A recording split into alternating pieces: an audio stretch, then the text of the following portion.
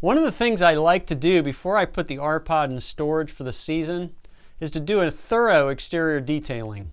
There are several reasons why I do this and specific process I go through. In this episode, we'll cover the reasons why and the process that I use. Hey everybody, this is John Marucci. Thanks for visiting the On the Road YouTube channel. You know, this channel is all about helping you get the most out of your R-Pod experience. Before we get going, welcome to the channel. If you're new here, please feel free to subscribe and remember to hit that bell icon, which will notify you every time we put a video out. If you want to dive deeper, we put more content and photos on Instagram and Twitter at John Marucci. So let's jump in. So why do I detail the exterior of the R-Pod before I put it up for the season? You know, there's several reasons to do this. I think all of them are very sound. The first one has to do with general protection of the R-Pod. It helps protect the R-Pod from the elements.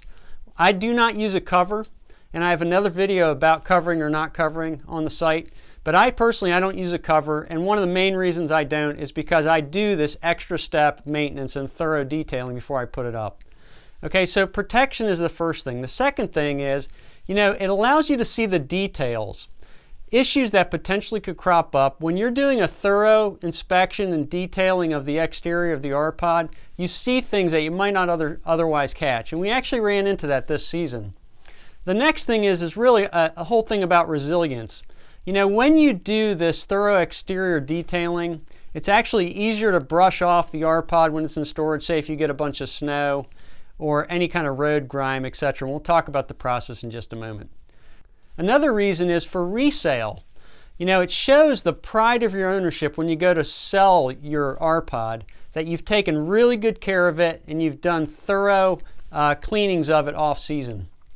And then finally, just enjoyment. When you do a thorough exterior detailing of the R-Pod, it just looks good. And we'll show you that in just a few minutes. So the first step in the process is to wash the unit thoroughly. The fiberglass, the windows, wheels and tires, and of course the frame and the roof. And the roof is especially important because off-season you'll probably get most debris, snow, and other grime sitting on the roof while you're not using the R-Pod. And it's very simple to do this. You only need a few things to do this properly as far as tools. You need obviously a bucket, some car wash soap, soft brush, you know, sponges, chamois, and I use a 10-foot ladder, which comes in really handy, especially working on the roof.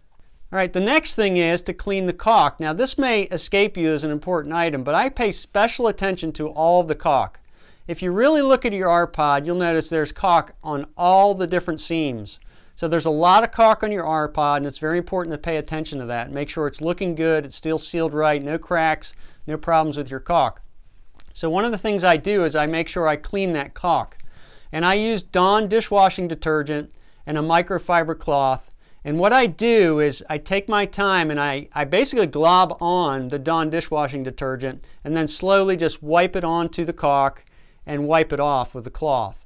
Now I do that very carefully. I don't want to, you know, rub it deeply or try and, you know, rub so hard that I peel some of the caulk off. I just put a bunch of Dawn soap on, don't dilute it, and then wipe it off. And it's kind of amazing how clean you can get the caulk without doing any damage to the caulk.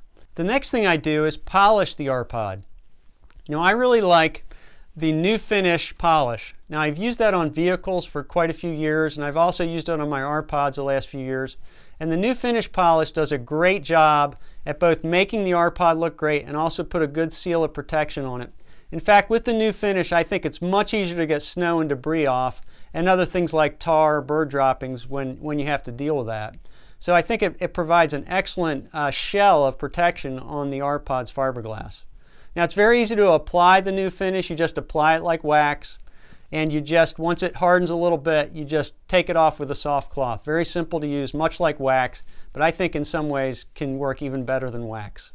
So the next step is just to do touch-up. Now, we noticed this last time that we had a lot of surface rust showing up on the black metal.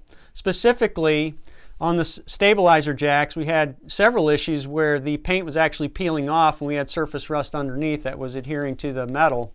So we took care of that. That's one of the things, is just doing touch-up. So the steps, the propane tank frame, the stabilizer jacks obviously, and any other part of the frame that might be showing some surface rust, you want to take care of that. Now the basic tools for this are a simple putty knife and a wire brush. Both of those are very inexpensive. You can get at a hardware store or Harbor Freight. And then what we did is once we cleaned the area that had surface rust, is we just got some Rust-Oleum, black Rust-Oleum. We used gloss, but you could use semi-gloss just as easy. And a foam brush, and just brushed on the Rust-Oleum and took care of those areas of surface rust. So that was something we do. We try to do that each season, is look at these areas that need to be touched up.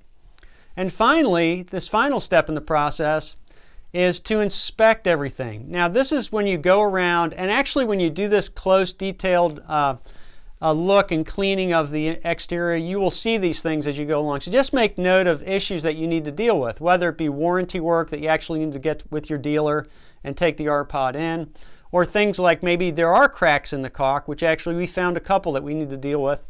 And so you make note of those as you're looking, as you're doing this and inspecting the R-Pod, and then you need to take care of those. We actually touched up 2 areas of caulk that we needed to, and it worked really well. Because we were close up with the pod, we saw those things and took care of them before they became an issue and sat outside during off-season.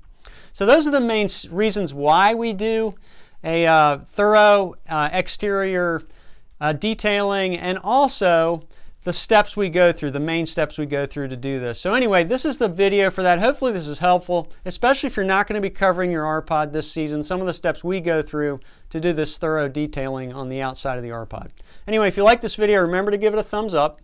And of course, I invite you to share your comments. Maybe you have some other tips and tricks that you can share with other people that you do before you put your R-Pod up into storage. We'd love to hear from you, so make sure you leave a comment for other people. It could really help them out. Anyway, this is John Marucci. Thanks for watching, and so long for now.